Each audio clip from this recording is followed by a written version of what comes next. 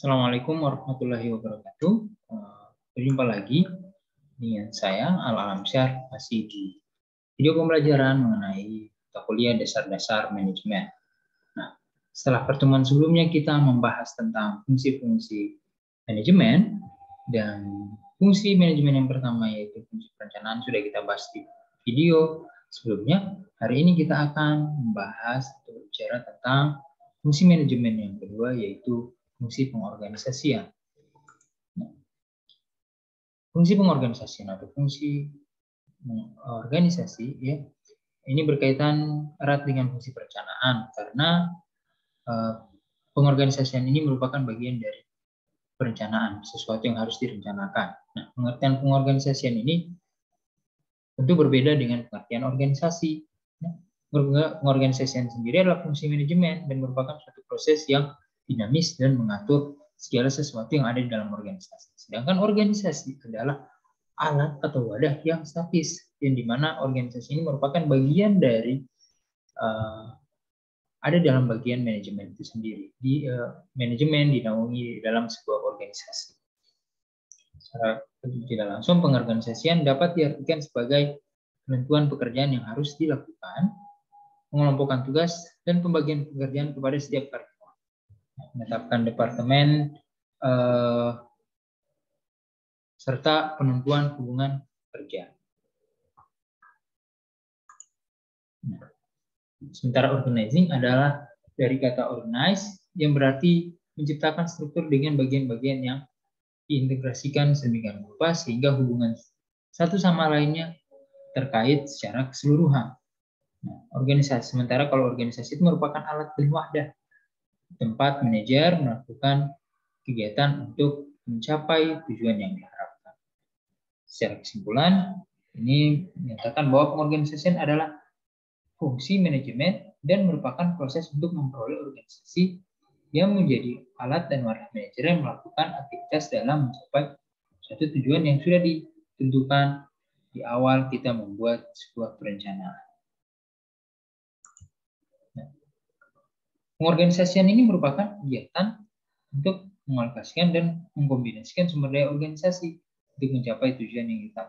Nah, di pengorganisasian ini mana orang-orang, terus pembagian-pembagian pekerjaan ditentukan berdasarkan kebutuhan, terus kemampuan orang yang akan menjalankan bagian-bagian tersebut. Dan tujuan pokoknya ialah mencapai tujuan yang sudah kita rencanakan di bagian perencanaan awal.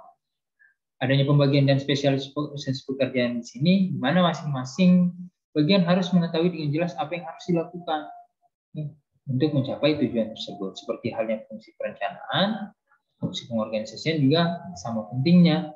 Ingat, ini memastikan tujuan organisasi memang dapat dicapai. Pengorganisasian memuat koordinasi baik dalam bagian maupun antar bagian organisasi. Akibatnya pekerjaan yang dilakukan tiap bagian berkesinambungan satu sama lainnya. Langkah-langkah yang ditempuh dalam pengorganisasian yang pertama itu mengidentifikasi dan mengelompokkan pekerjaan yang harus dilakukan. Kira-kira siapa saja yang harus bekerja ya, di kelompok tersebut dan apa saja yang harus dikerjakan. Nah, setelah selesai mengidentifikasi apa saja bagian yang masuk dalam pekerjaan, siapa yang harus bekerja, kita alokasikan sumber daya yang tepat sesuai dengan sasarannya. Nah, di bagian kedua ini kita mengalokasikan kira-kira siapa yang mampu bekerja di bagian pemasaran, di bagian produksi. Tentu pengalokasian ini harus sesuai dengan kompetensi yang dimiliki oleh sumber daya yang kita miliki. Nah, di bagian mengalokasikan sumber daya ini bukan cuma sumber daya manusianya, tapi sumber daya keuangan, modal yang harus dibutuhkan atau sumber daya yang dimiliki oleh perusahaan juga akan dialokasikan secara bersama-sama sesuai dengan ketentuan dan apa yang dilakukan. Dan terakhir, mendelegasikan otoritas dan menentukan tanggung jawab. Nah, di bagian ini kita akan mendelegasikan kira-kira siapa semua yang memiliki otoritas atas hal tersebut dan bertanggung jawab atas kegiatan organisasi itu. Nah, ada fungsi manfaat dari atau fungsi pengorganisasian wajib dilakukan karena banyak manfaatnya.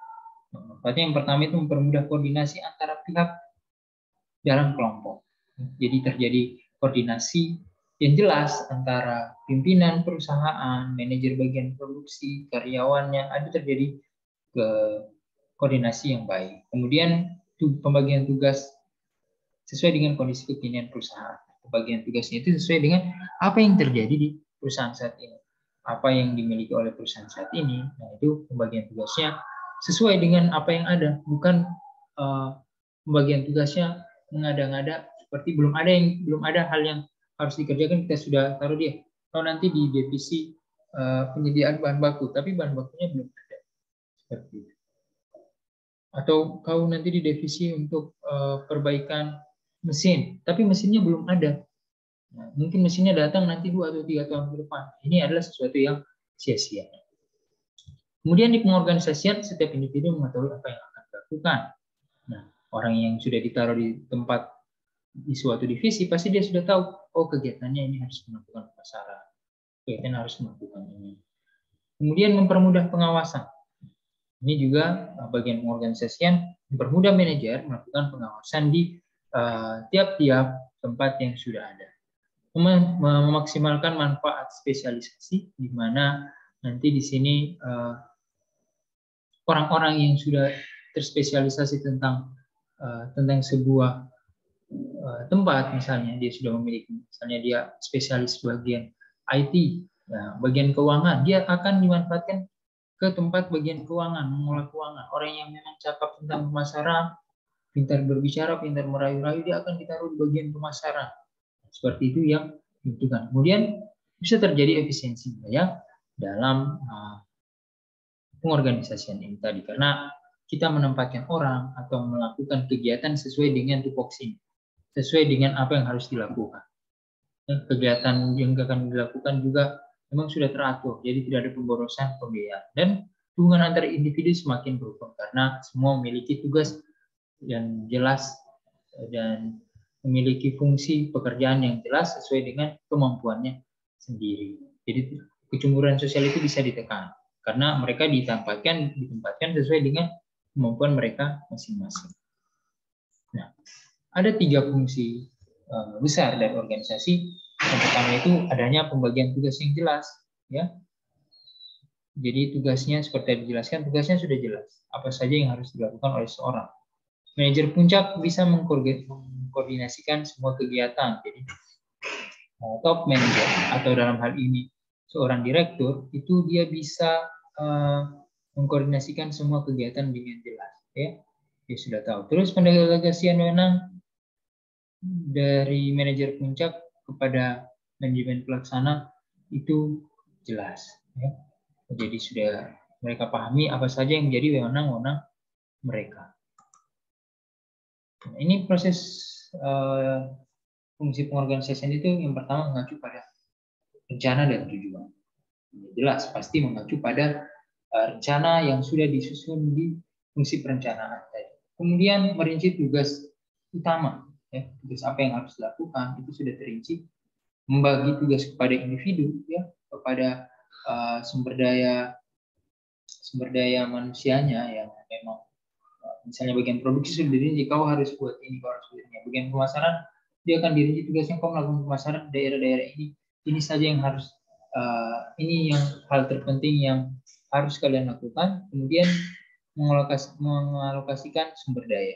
Nah, ini yang penting juga, sumber daya bisa dialokasikan dengan jelas dengan fungsi pengorganisasian itu sendiri. Dan yang terakhir itu kita bisa mengevaluasi strategi dari pengorganisasian itu tadi. Apakah ini sudah tepat atau belum? Walaupun nanti dia ada bagian sendiri di bagian koordinasi dan bagian pengawasan nanti. Nah, ini ada 13 prinsip pengorganisasian, ya. Dan ini adalah agar pengorganisasian berjalan sukses, setidaknya harus memenuhi 13 prinsip ini. Kalau bilang syarat, ya, syarat dari pengorganisasian. Yang pertama, kekuasaan dan tanggung jawab. Pengorganisasian memiliki prinsip kekuasaan dan tanggung jawab, disiplin, ya, keterpaduan arah, kesatuan pemerintah itu harus ada di pengorganisasian. Subordinasi kepentingannya, misalnya bagian produksi itu terbagi lagi sentralisasi, ya. Ini membuat di mana pengorganisasian itu bisa terpusat, ya. Kemudian ini sentralisasi ini berkaitan dengan kesatuan perintah tadi, ya. Jadi ada sebuah pusat yang bisa tercipta. Kemudian remunerasi, ya ini berkaitan dengan pemberian insentif, ya. Keteraturan, inisiatif, rantai kekuasaan, dan stabilisasi hubungan kerja. Kemudian ada keadilan dan teamwork yang akan berikutnya. Setelah kita membahas tentang pengorganisasian, ada fungsi berikutnya itu pergerakan atau actuating, ya. Pergerakan ini merupakan langkah yang perlu dilakukan setelah proses penyusunan rencana dan organisasi atau pengorganisasian. Nah, pergerakan pada dasarnya adalah upaya untuk menggerakkan orang-orang mencapai tujuan yang telah ditetapkan secara efektif dan efisien. Setelah kita melakukan pembagian tugas, di pergerakan ini adalah biasa kalau kita dengar commanding, ya, memberikan perintah kepada orang untuk sudah harus memulai pekerjaan tersebut. Dia harus segera melakukan ini dan itu. Setelah kita sudah melakukan menjalani proses pengorganisasian itu. Nah, sasaran pergerakan adalah mendapatkan ketaatan disiplin, kepatuhan, dan kesediaan untuk mengerjakan tugas-tugas yang dilimpahkan kepada seseorang dengan sebaik-baiknya. Sedangkan tujuan dari pergerakan adalah agar manajemen dapat berhasil secara efektif dan efisien. Nah, seperti tadi, sama halnya dengan maksud dari manajemen itu mencapai tujuan yang efektif dan efisien. Di pergerakan ini kita akan memerintahkan orang bergerak sesuai dengan apa yang sudah kita bagikan di pengorganisasian tadi. Nah, fungsi-fungsi pergerakan yang pertama itu mempengaruhi orang lain untuk mengikuti perintahnya, ya. Mana pergerakan ini atau commanding biasa dilakukan oleh manajer. Manajer yang akan bertugas melakukan mengurai orang lain, menyuruh orang lain untuk melakukan perintah.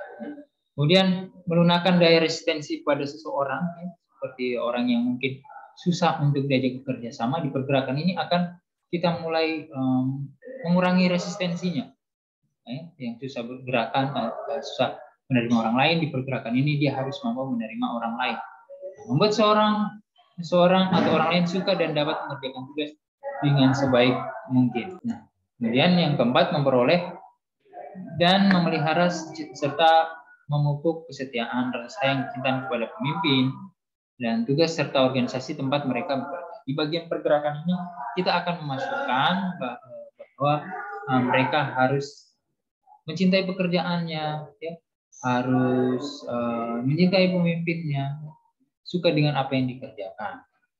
Kemudian menanamkan, memelihara, memupuk rasa tanggung jawab secara penuh kepada seseorang, negara maupun masyarakat atau tugas yang sudah diembannya setelah kita lakukan pembagian di bagian fungsi pergerakan. Nah, ini terminologi dan istilah pergerakan itu ada 5, ya. Yang pertama itu directing. Ini adalah menggerakkan orang dengan memberikan berbagai pengarahan. Jadi kita mengarahkan seseorang melalui pergerakan itu tadi. Dia cuma dalam bentuk memberikan pengarahan. Dan actuating, menggerakkan orang lain secara umum, ya. Jadi di actuating ini kita menggerakkan orang secara memberikan perintah secara umum, tidak perbagian-perbagian. Terus leading, menggerakkan orang lain dengan cara menempatkan diri di muka orang-orang yang digerakkan menuju suatu tujuan tertentu. Dia memimpin, ya, menjadi seorang pemimpin dari apa yang harus digerakkan. Kemudian commanding, menggerakkan orang lain dan disertai dengan adanya unsur paksaan, memerintah orang lain untuk mau mengerjakan hal tersebut. Di bagian commanding, berbeda dengan leading, dia mengajak, ayo kita sama-sama, dan dia memimpin. Sedangkan commanding, dia memerintahkan orang lain, kerjakanlah hal tersebut. Dan kemudian motivating, menggerakkan orang lain dengan lebih dahulu memberikan alasan-alasan mengapa hal tersebut harus dia laksanakan, ya. Di bagian motivating ini dia lebih pada memberikan motivasi, ya, kepada orang, dia harus bekerja, kamu harus bekerja, ini yang harus kamu lakukan, kamu harus mencintai pekerjaan. Mengapa? Nah, itu di bagian motivating semuanya. Nah, berdasarkan pengertian dan terminologi pergerakan tersebut, maka upaya untuk pergerakan ini sangat tergantung atau dipengaruhi oleh kepemimpinan. Nah, ada masalah kepemimpinan ini terutama menyangkut hubungan antara pemimpin dengan orang-orang yang dipimpin dalam situasi dan kondisi tertentu. Nah, berbeda seorang pemimpin dan seorang bos, karena pemimpin ini dia akan mengajak orang-orang, memberikan motivasi seperti itu. Beda dengan kalau sistemnya dia adalah seorang bos, dia hanya memberikan commanding, memberikan perintah kepada orang lain. Menurut George R. Terry, kepemimpinan adalah suatu kegiatan untuk mempengaruhi orang-orang agar mereka mau bekerja dengan ikhlas guna mencapai tujuan bersama secara efisien dan efektif. Nah, menurut George R. Terry, itu dia mempengaruhi orang lain agar mau bekerja, bukan memerintahkan, tapi dia mempengaruhi orang agar mau bekerja dengan ikhlas. Menurut George R. Terry. Nah, sementara berbeda antara pemimpin dan kepemimpinan. Pemimpin adalah orang yang tugasnya memimpin, sementara kepemimpinan ini adalah bakat atau sifat ya yang harus dimiliki oleh seorang pemimpin. Seorang pemimpin kalau tidak memiliki sifat kepemimpinan, maka sulit untuk dia katakan sebagai pemimpin yang baik. Ya. Perlu dipahami bahwa seorang pemimpin belum tentu mempunyai jiwa kepemimpinan. Seseorang bisa saja ditunjuk menjadi bos, tapi belum tentu, atau menjadi pemimpin suatu perusahaan, tapi belum tentu dia memiliki jiwa kepemimpinan. Orang yang tidak memiliki jiwa kepemimpinan itu cenderung memimpin di gaya-gaya yang otoriter, ya, hanya tahu memerintah, tapi dia tidak bisa melakukan apa-apa. Dan sebaliknya, seorang yang memiliki jiwa kepemimpinan belum tentu dapat bertindak sebagai seorang pemimpin. Kita bisa saja memiliki jiwa kepemimpinan, tapi belum tentu kita bisa ada di posisi pemimpin. Seperti itu. Jadi, walaupun kita punya jiwa kepemimpinan, belum tentu kita ditunjuk sebagai pemimpin, karena mungkin keadaannya memang kita belum saatnya ditunjuk menjadi seorang pemimpin. Sama halnya dengan orang yang mencalonkan menjadi presiden misalnya, ya. Mungkin ada calon yang memiliki jiwa kepemimpinan, ada calon yang tidak memiliki jiwa kepemimpinan. Misalnya yang terpilih saat itu yang calon yang tidak memiliki jiwa kepemimpinan, akhirnya ya semerautlah apa yang dia lakukan. Tapi berbeda dengan mungkin ada juga orang yang terpilih tidak terpilih, tapi dia memiliki jiwa kepemimpinan yang lebih baik dari yang terpilih. Nah, ini masalah jadi pemimpin ini adalah takdir. Gitu, sementara kalau kepemimpinan adalah bakat yang kita miliki. Nah, seseorang jadi kalau disimpulkan ini seorang pemimpin harus memiliki bakat kepemimpinan. Bakat tersebut diperlukan untuk setiap pemimpin agar dia berhasil dalam pekerjaannya. Syarat-syarat lain dari seorang pemimpin, ya pada umumnya seorang pemimpin harus sehat baik secara jasmani maupun rohani. Dalam artian ya tidak boleh pemimpin itu jasmaninya itu sehat ya, dia tidak sakit-sakitan. Terus dia memiliki rohani yang baik, maksudnya ya akalnya itu masih bisa dia gunakan secara jelas, ya, tidak ada gangguan kejiwaan. Berpendidikan serta mempunyai pengalaman yang cukup luas, ini salah satu hal yang diperlukan. Setia, jujur, dan adil, memiliki kekuatan serta kemantapan emosi. Nah, memiliki kekuatan, dia memiliki power yang bisa menggerakkan orang lain. Kekuatan di sini bukan berarti dia bisa memukul siapa saja, tidak. Tapi power yang dibutuhkan di sini adalah kepercayaan yang diberikan oleh orang lain, sehingga dia mampu menggerakkan orang lain. Dan kemantapan emosi. Kemantapan emosi, dia mampu mengendalikan dirinya. Dia bisa mengetahui atau menempatkan emosi jiwanya itu kapan dia harus bertindak tegas, ya, kapan dia harus bercanda, ya.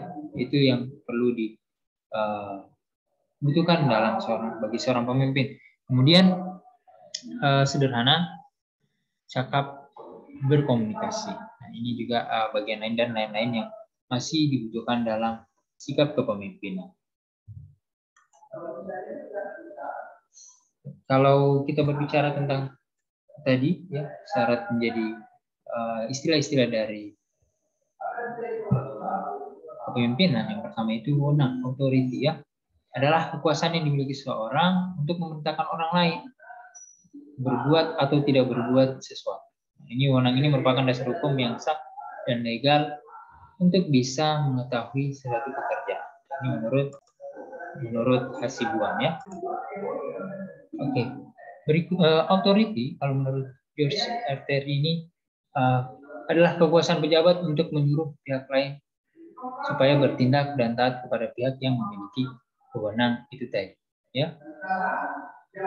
Kemudian sementara menurut Henry Fayol ini adalah hak untuk memerintah ya, dalam organisasi formal dan kekuatan yang membuat manajer dipatuhi dan ditaati. Nah, itu adalah sebuah beberapa pengertian wewenang. Nah, dalam fungsi pergerakan, wewenang inilah yang menjadi penentu orang bisa menggerakkan orang lain atau tidak. Karena ketika dia dipilih menjadi seorang pemimpin, berarti dia memiliki suatu kewenangan untuk harus menggerakkan orang lain. Nah, pentingnya wewenang itu di sini ada beberapa ya, karena yang pertama, wewenang ini merupakan dasar hukum bagi seseorang untuk dapat melakukan pekerjaan dan tugas-tugasnya. Jadi seseorang yang diberikan wewenang sudah jelas dia akan memanfaatkan wewenang tersebut ya sebagai dasar hukumnya. Misalnya dia sudah ada di posisi sebagai manajer produksi, dia memiliki wewenang untuk melakukan pekerjaan sebagai seorang manajer. Kemudian menciptakan power, right dan responsibility ya, kekuatan ya, kebenaran dan sikap tanggung jawab terhadap apa yang dia lakukan. Kewenangan ini menyebabkan perintah manajer itu dapat dipatuhi. Kewenangan juga menjadi tolak ukur dari kedudukan, sifat pekerjaan dan tanggung jawab seseorang karyawan dalam suatu perusahaan. Kewenangan menjadi batas apa yang bisa dikerjakan dan yang tidak bisa dikerjakan oleh seseorang. Sehingga kewenangan ini merupakan kunci pekerjaan bagi seorang manajer ya, seperti itu.